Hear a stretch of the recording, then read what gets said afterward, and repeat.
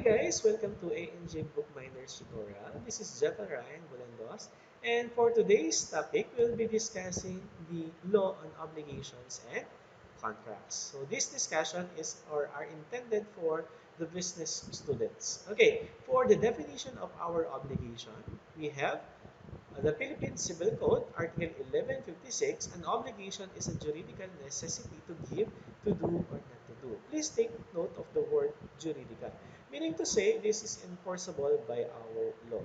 Okay? And it is an obligation to give, to do, or not to do. Okay? For instance, in order for us to distinguish this to give, to do, or not to do obligation, we set example. For instance, to give. Okay? As a student of a university or of a school, you are obliged to pay for your tuition. That is obligation to give. For an obligation to do, okay, as a parent, okay, who has or who have children, you are obliged to take care of your children. Okay, so that is an obligation to do and an obligation not to do. Okay, as a citizen of the Philippines or of the government, okay, so we need to follow certain rules. For instance, okay, so you are obliged not to steal from others because that is forbidden in this country. Okay? So that is basically the definition of our 1156. So let's go further with the definition. Ang sabi, hindi lahat ng lalaking sumusunod sa girlfriend nila under ang tawad. Okay? Sila yung mga lalaking alam ang obligasyon nila bilang boyfriend. So that is basically what we are trying to say with regards to the obligation. Of course, once you have a relationship, okay, that is a two-way relationship, okay, of course, what is being asked by your girlfriend, you need to provide for it as a boyfriend of her. Okay? So, meaning to say, you are obliged to take care of your girlfriend. Okay? So, that is basically our obligation. Okay, for instance, we have this one. Okay, the definition of obligation in law refers to the responsibility to follow through on actions agreed upon in a contract, promise, law, oath, or vow. Okay, so please take note of the words responsibility. Okay, the obligation is also a responsibility that is being agreed upon by two or more persons. Now, it is maybe or it may be in a contract or just a promise or by law, oath, or vow. Okay, please take note of the word even if it is if it is just a promise. Okay, you are still bind. Okay, or bound to perform what you have been promised. Okay, so the term obligation is derived from the Latin word obligatio, which means el tayi or binding. So that is our definition of our obligation, as further explained. Now, let's have this example or the requisites or elements of our obligation. We have the active subject or the creditor or obligee, one who demands the fulfillment of an obligation. So, ito yung mga pinangakuan. So, we have this one. Passive subject is the debtor or obligor, one who has the duty to fulfill an obligation. Ito naman yung nangako to perform the obligation. And we have the object or prestation, the conduct to be performed by the passive subject for the active subject. So ito yung way kung paano natin gagawin yung promise or yung obligation that we made. And we have the juridical tie or the efficient cause, the relation that binds the parties to an obligation. So ano daw ba yung juridical tie na to? Okay? Now, let us have this example.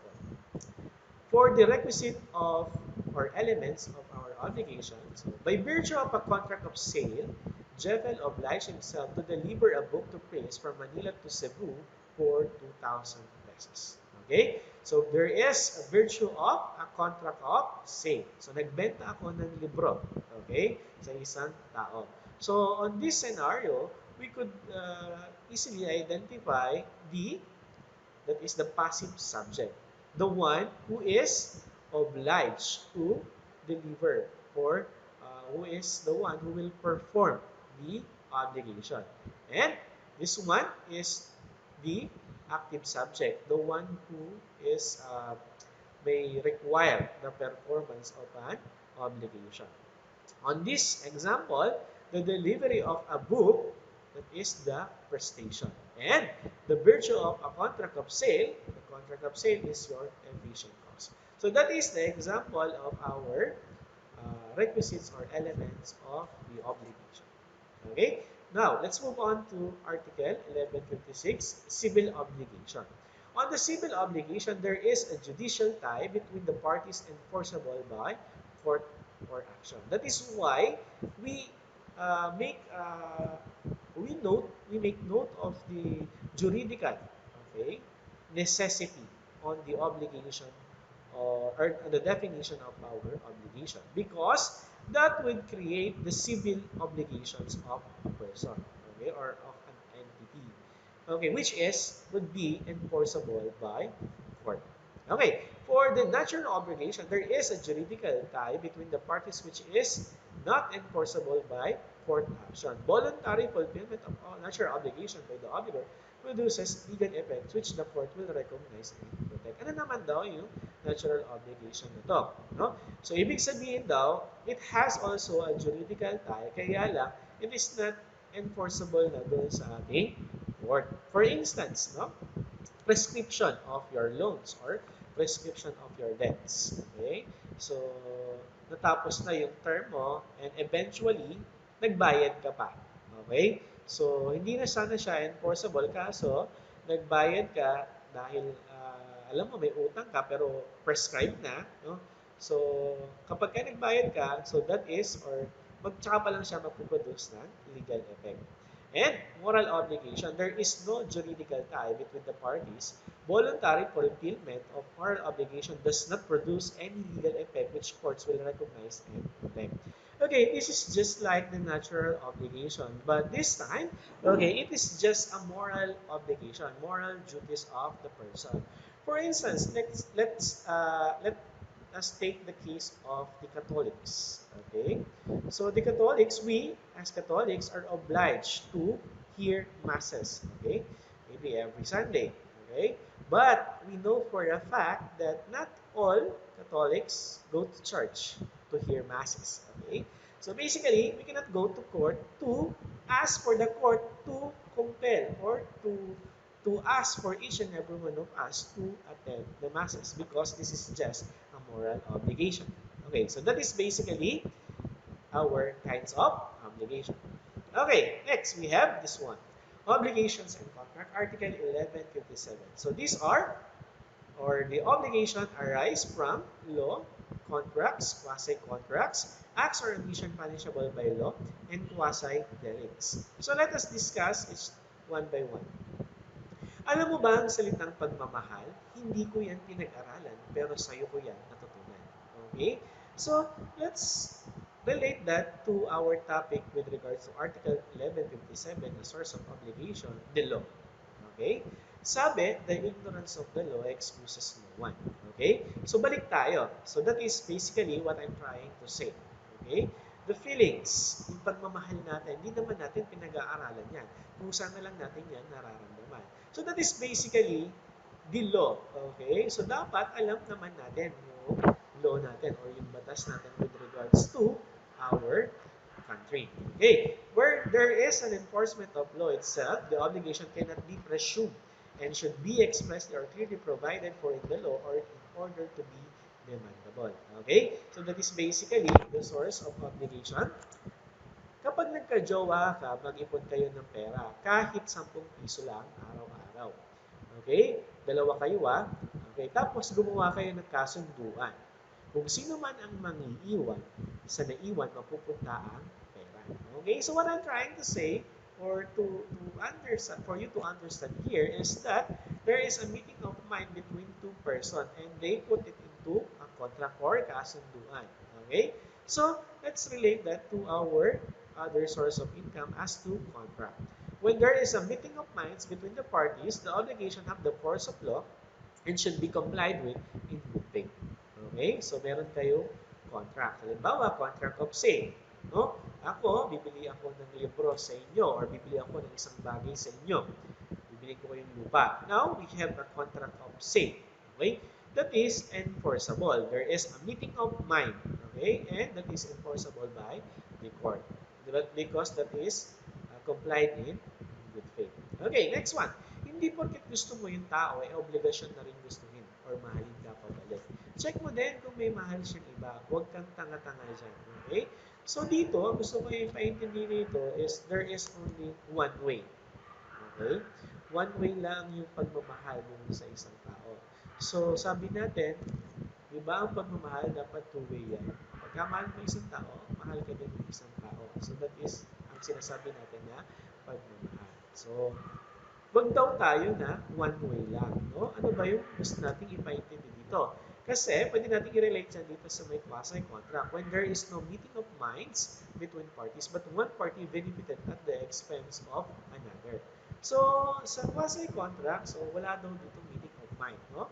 At well, the example natin, yung isang tao, mahal niya lang yung isa. Pero yung isa, hindi niya mahal pabalik yung isa. Okay? So, there is no meeting of mind. Pero, nagbe-benefit naman yung isa at the expense of another. So, we have this one. Okay? Dalawa yan. Sa isang relasyon, hindi na mahalaga ang marami ang nakakaalam. Okay? Kasi habang dumadami na nakakaalam, nadadagdagan din ang mga nangingialam. Tama ba? Okay. So, syempre, no, as much as possible, we would like our relationship to be private. Kasi pagka naging public yan, marami na nakikisawsaw. Ano gusto natin ipaintindi dito yan? Dun sa quasi-contract na Negotiorum Gestio, if one, the officious manager, voluntarily takes charge of the agency or management of another person's property on his behalf without his consent or authority.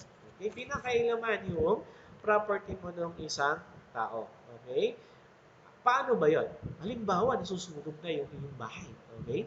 Ngayon, yung kapitbahay mo, nakita, may apoy na. So, ang ginawa niya, sinira niya yung pintuan ng bahay mo, nilabas niya lahat ng mga gamit mo para hindi na masunog. Okay? So, on that case, so, yung kapitbahay mo, okay, ginawa niya or nag-voluntary action siya para mailabas yung mga gamit mo. Okay? Para masalba yung mga property mo without my consent. Of course, so that is Negotiorum Gestio. Ano naman daw yung isa? Minsan kasi may mga bagay na panandalian lang. Yung tipong dumaan lang sa buhay mo, tapos pagising mo, wala na. Okay? So, ang gusto ko naman itong ipaintindi, no? Tapos na kumbaga, ang haba na siguro ng panahon.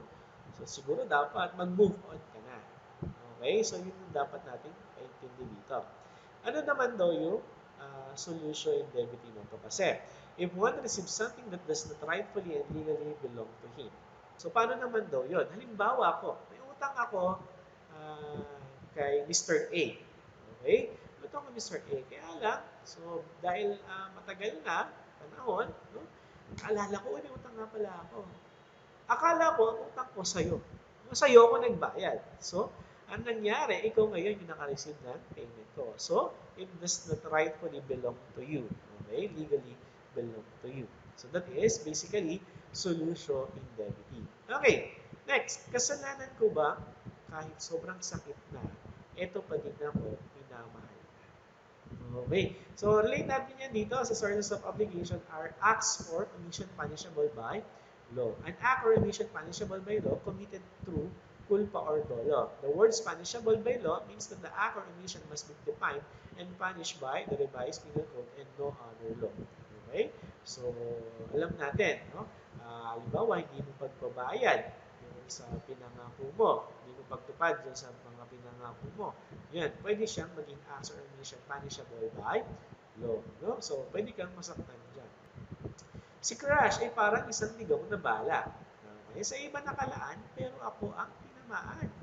Okay. So we have this quasi-delict. When there is a fault or negligence that cause damage on another, there being no prior meeting of minds between the parties. Okay? So wala naman akong kumbaga, wala ka naman, walang meeting of mind. No? Hindi ka naman umuo, pero ito kasi so nakita niyo yung example natin, no? Baka mamaya mali yung tinamaan pala ni Cupido. No? Para pala sa kanya, sa iba na punta. Oh. So that is the quasi-delict. Okay, kaya lang, there is a fault or negligence. May pagkakamali dito. For instance, no, halimbawa, ako ay isang driver ng bus. Okay? Nagda-drive ako, ngayon may dumadaan sa pedestrian lane na naidlip ako, hindi ko nakita na nag-stop na pala. So, ayun, nasagasaan ko ngayon yung tumatawid sa pedestrian lane. So, they're being fault in me. So, yun, no? But there is no meeting of minds. So, I am now obliged to do this quasi-delict. So that is basically our discussion with regards to the sources of obligation. So I hope you do understand. So again, see you on our next topic. Again, this is Jemaran Zibulandos, and you are watching under the A&J Bookbinders tutorials. Okay, so thank you, and God bless us all.